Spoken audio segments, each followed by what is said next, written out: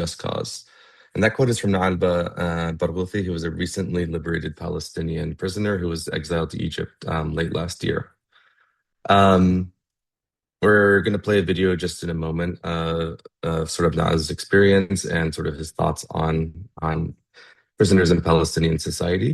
But I think his anecdotes are an important reminder and illustration of sort of why we have Prisoners' Day, what Prisoners' Day means, and the plight of Palestinians in and outside of prisons. So with that, I think we go to the next slide and start the video.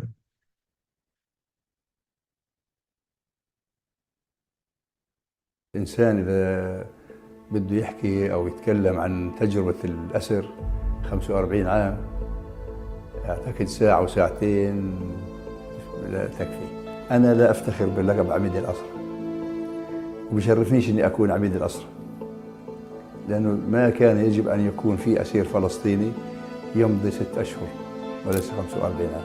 فهذا اللقب برفضه رفض تام. يعني ما عميد أسرة أقدم سجين، لا، أنا مناضل فلسطيني مجاهد صاحب حق. فإذا بدي أكتب أنا أو بدي أحكي عن كل سجن أو كل لمحة، أعتقد في أمور اجتماعية كثيرة سواء على الصعيد الشخصي أو على صعيد زملائي، قضايا إنسانية. أعتقد إذا بدي، وهذا إن شاء الله يعني في المستقبل أحد اللي أكتبها، الصور اللي قد تعرض ولو مثلت في فيلم هوليود راح يكتبوا عليها للكبار فقط، اللي عنده قلب قوي بيحضرها. السجون اللي تنكلت فيها كل سجون الوطن في أرجاء الوطن، شطة، جلبوع، سجن بير السبع بتعدداته، سجن رام الله، سجن الرملي، سجن النفحة، سجن رمون، سجن النقب. والكيان الصهيوني تفنن في إبداعاته في بناء السجون. كل سنة كان يبني سجن أو سجنين ويتفنن في التضييق. ومضيت في هذا السجن 11 سنة متواصلة، منهم 8 سنوات في غرفة واحدة.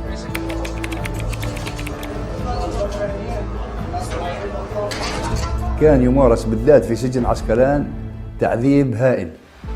يعني مثلا إذا كان الأسرى يضرب إضراب من أجل تحقيق مطلب بسيط، في العلم الطبي الزوندا بيسموها، اللي هي التغذية القصرية، كانوا يضعوا البربية الأنبوب في فم الأسير ويحركوا، ينزل دم بالزور، ينزل ويديروا الحليب ساخن جدا جدا جدا مع ملح. الأسير مربط في معدته، المعدة ما يقدرش لا يقوم ولا يعني تعذيب، ويسحبوا البربيش ويحطوا في تم واحد آخر، أحيانا من الأنف، بالإضافة للضرب.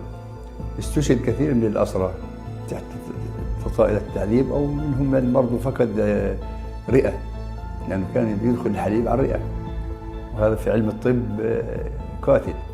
جوع جوعنا، برد بردنا، وأحيانا على الأرض. يعني الغرفة اللي كانت 9-5 صار فيها 10 و15. الأكل يعني الكاسة هذه كانت نصها كد الشايات هذول الموجود شايفتين هذول، هذا كمية الشوربة اللي معطوها للأسير. معلقة من الطحينية، معلقة مخفوقة بمية، فواكه فيش، لحوم فيش، كلها من أجل بس إبقاء الأسير على رجلين. يعني أنا شخصياً فقدت من وزني حوالي 23-24 كيلو، في معي ناس فقدوا 70 كيلو. ما في رعاية طبية ولا في رعاية غذائية، بالإضافة للقمع الشديد، وكلها اجتمعت مع بعض. وهذه سياسة عامة، سياسة عامة، مش يعني الدولة تبنتها. 1.5 سنة فيش واحد أخذ حبة مسكن لأسنان. تخيلي وجع أسنان، واحد يعيش معك في غرفة أسبوع أسبوعين وجع أسنان، وجهه متورم، فيش ولا حد. إحنا راميين على الأرض، الكلاب بلبسوا كمامة وبصير يضرب في الواحد، وعصا، واحد بضربك بعصا أو غاز برجليهم.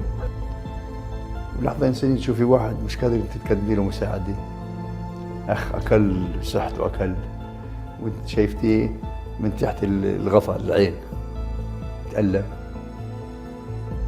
يعني كنت أتمنى مثلا في لحظات محددة إني أكون بدل اللي بنضرب أنا أضرب. أنا برفض الإبعاد، رفضت، أنا برفض إني أكون خارج، لأن مهما كانت الحلاوة في المنفى بتظل حلاوة مرارة السجن أهون من المنفى، أهون. رفضت الإبعاد لأسباب متعددة، لكن وافقت عليه على مضض، لأنه قيل لي إنه ممكن المفاوضات تتعثر وتأثر على المساعدات اللي تدخل على غزة وعلى إخوانك اللي بدهم يتحرروا معك.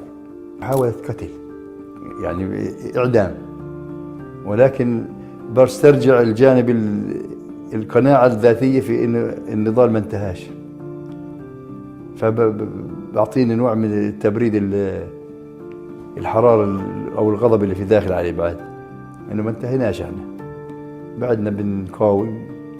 لو لم يكن نائب برغوثي أسير، ماذا كان في حياة أخرى؟ مزارع، مزارع. بلادنا تكون كلها مشجرة، شجر، خيرات.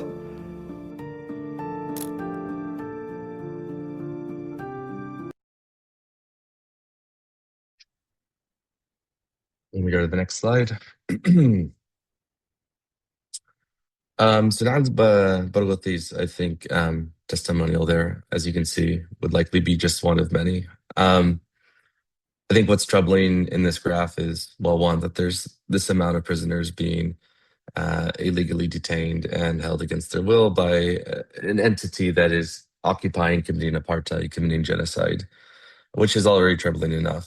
What's even more troubling is since 2023, the amount of Palestinians in Israeli prisons has nearly doubled. And if you dig into that a little bit, I think the red is what's even more disturbing. Those are administrative detainees, basically Palestinians who are abducted, kidnapped, and being taken and held in these gulags with no sort of not even the veil of due process like some of the other prisoners have. So that means, you're not seeing the evidence presented against you. You're not given a time that you are expected to get out. You basically have no idea. Your fate is in the hands of a genocidal entity that is, murdering your brethren at a whim in Gaza or arresting people at a whim in the West Bank. And it's pure misery. I think that's the only way to describe it. I think for Palestinians, prisoners really do represent the bedrock and the foundation of the resistance. And I think we colloquially say that, existence is resistance. And I think especially for prisoners and hostages in these jails, then it does not hold more true. I think, there is always a worry that, you go to prison and then you just sort of become another statistic like this on the graph. But I think it's super important for us to show, the world hasn't forsaken them. And coming and recognizing Palestinian Prisoners Day is an important part of that. These are, these are fathers, these are mothers, these are children, like literal children who sit away rotting in some of these prisons. And I think for Palestinians, honestly, next to being a martyr or anything like that, I think being a prisoner is perhaps is held very in high regard in Palestinian society, because your life is being given the ultimate sacrifice, sort of without the benefit of being a martyr. So I think we have to continue to do everything we can to honor and respect them. And I was asking a relative in Palestine the other day about, I think they just had two of their children who were detained in administrative detention. And it was like, okay, well, as we approach Prisoners Day, what does it mean for you? And I think she said something that I think it was an off the cuff comment, but it rings very true. And that's being Palestinian is being a prisoner or knowing a prisoner. And it's what we're used to. And go to the next slide. And I think for those who are here, you are already showing that there is care, there is thought that you give to this, and that's important, like as I was saying. But if it's not entirely obvious why you should care, and I think we'll go over that, and the rest of this presentation will go also into the what you should do, as this concept of Palestinian prisoners plays into this larger picture of Palestine and the liberation that it's due. Just like everything else that happens in Palestine, these are crimes enabled by Western nations. I am joining from the United States. My country is ipso facto number one in enabling these crimes. So recognizing that and recognizing where positions of power and leverage that you have in these nations who are enabling these kinds of crimes is very important. And I think as most people here are, as like activists and people of consciousness, we must put to use our privilege and tear down these systems that are enabling this really, really horrible form of incarceration at the hands of a genocidal and apartheid entity. And I think lastly, which is our hopes of what this particular call today is trying to do is raise consciousness about Palestine and its prisoners to everyone everywhere. And that's not just us, that's each and every one here. And when this is over, and when this Palestinian Prisoners Day is over, we hope we continue to carry that message. Next slide, please. So I think I'll close this out here with a bit of inspiration. You know, history teaches us that these systems of repression and these systems of degradation do not last forever. And we're looking right now at a statue of Nelson Mandela that was erected in Ramallah about 10 years ago. And Nelson Mandela once, I don't know if it was written or said, I believe it was written, to go to prison because of your convictions and be prepared to suffer for what you believe in is something worthwhile. It is an achievement for a man to do his duty on earth, irrespective of the consequences. And I think the embodiment of that quote is really represented by Palestine and her, uh, more than 10,000 prisoners that are existing today. And I think all of our hopes are that we come to an end of this, we come to an end of the genocide, of the apartheid, of the occupation. And what we do is we end up with a situation where one of those 10,000 people could be like Nelson Mandela, a former political prisoner turned president of a free country. And I hope that will become a free Palestine. So with that, I will pass it off to Nasreen. Thank you, Adam.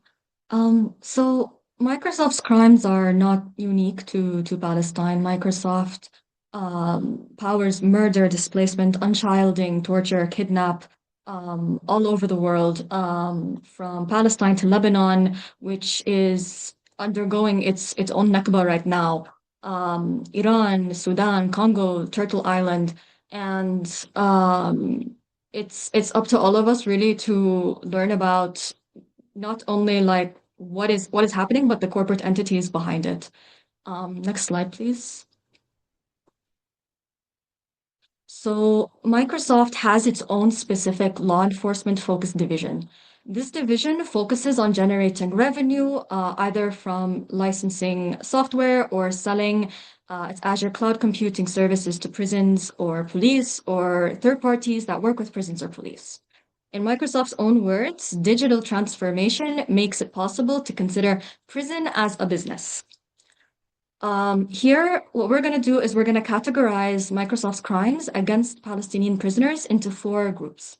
And those groups are direct ties with the Israeli prison service, direct ties with the Israeli police and the Israeli military courts, powering the Israeli surveillance weapon that the Israeli prison services use for arrests, and powering the digital infrastructure that other service providers give to the Israeli prison services.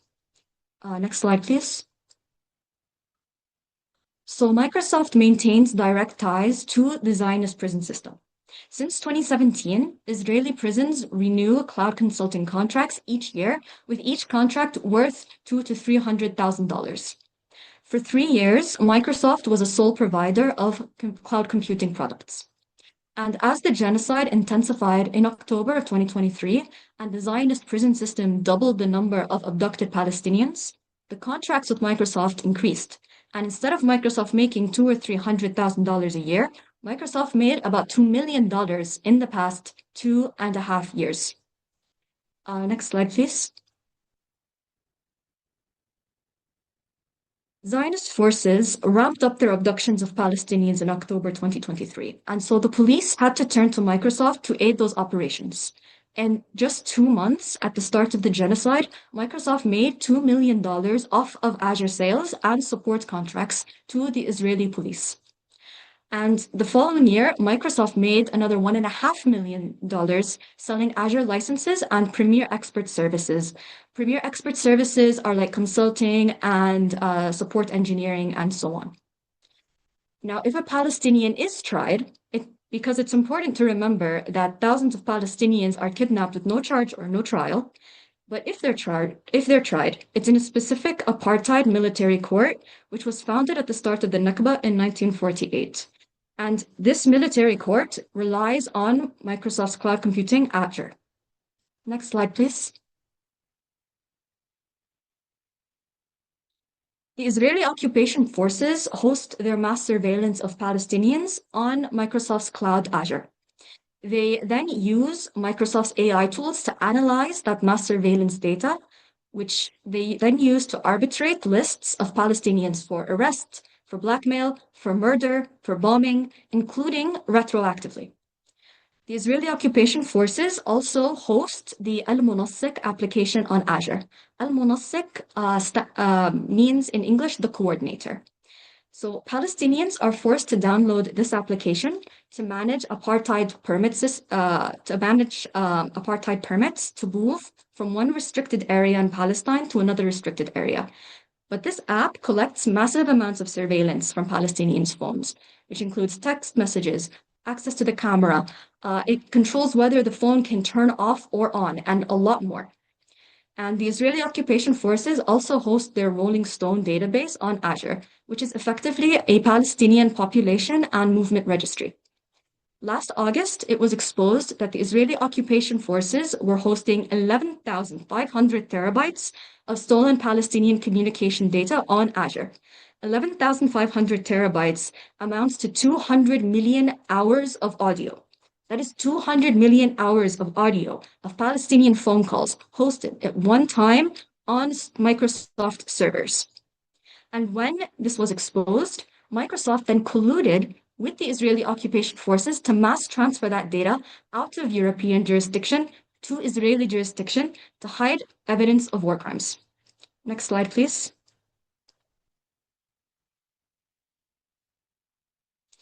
And this comes from the mouths of actual Zionist forces. They've gone on the record to say when they need to arrest someone and there isn't a good enough excuse, isn't a good enough reason to do so, the surveillance repository is where they find that excuse. Next slide, please. Microsoft's law enforcement division also works with third parties to support the infrastructure powering the mass abductions of Palestinians, from actual physical devices that the prisons and the police use, to operational solutions, to prisoner transport vehicles, to physical servers. Next slide, please.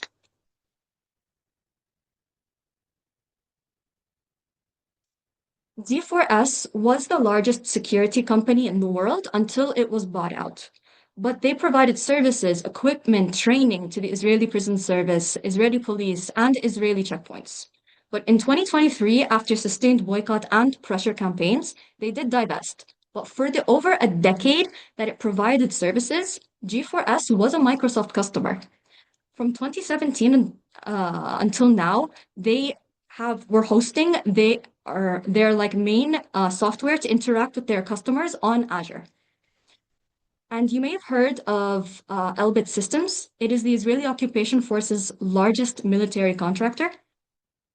They also provide supplies, services to Israeli police, giving them operational training, providing biometric software for the checkpoints, and so on. Elbit, it's a major Microsoft customer.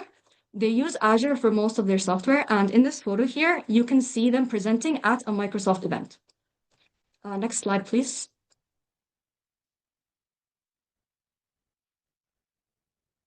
And it's really important to remember that crimes against Palestinian prisoners are not happening in a vacuum. It's a part of an entire economy of occupation, of apartheid, of genocide, that Microsoft is fully embedded into. Satya Nadella, Microsoft's CEO, has said, Israel as a market is super important. Microsoft powers the entire infrastructure of occupation, apartheid, and genocide. Microsoft powers Israel's theft of Palestinian resources through its national water company.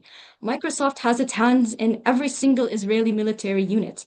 Microsoft powers Israeli espionage companies like Celebrate and Cobwebs, which have been used to hack into thousands of Palestinians' phones. Next slide, please.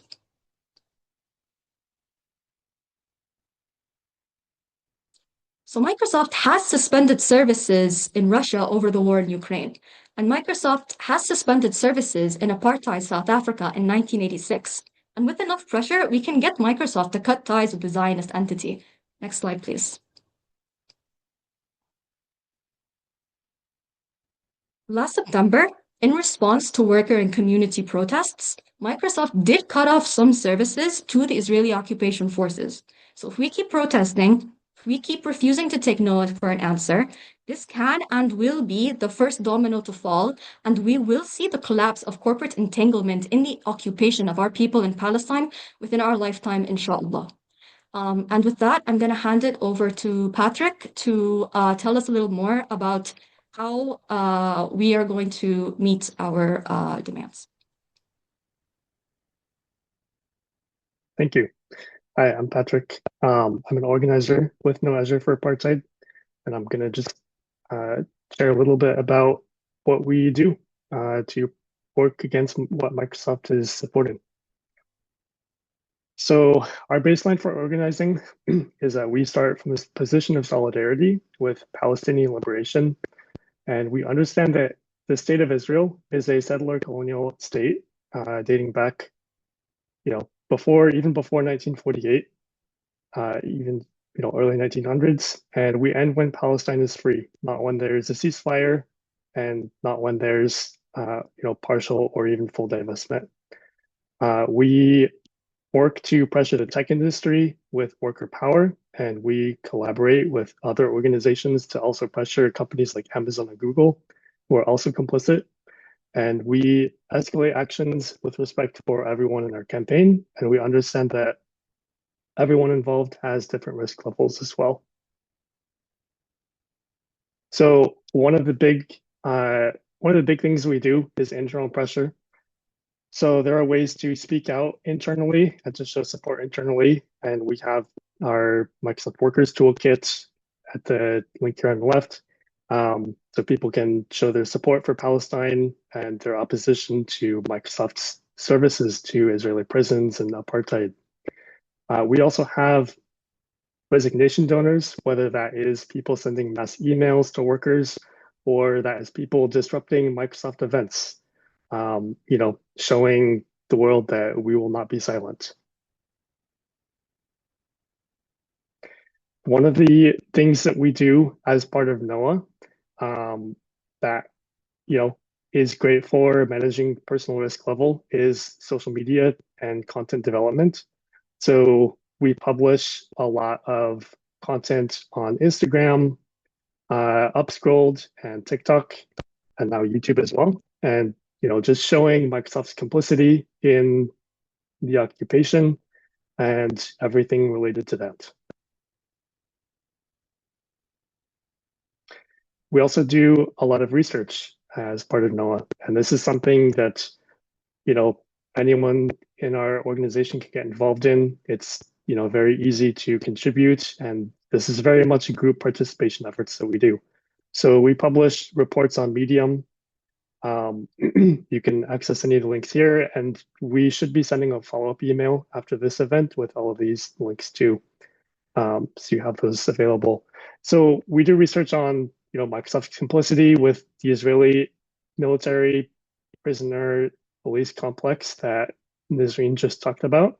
And we also do research on ICE as well in the US, because there is a lot of complicity there in terms of Microsoft services supporting, ICE within the US. Another thing we do as part of NOAA is the People's Give. So this is a worker and community-led fundraising initiative. So we work together to contribute money to the Samir Project, which is a Palestinian-led mutual aid network that provides direct aid to people on the ground in Gaza. So we have People's Give events where we talk about different Palestinian experiences, and we as NOAA do fundraising matching for people who give money to the Samir Project as well.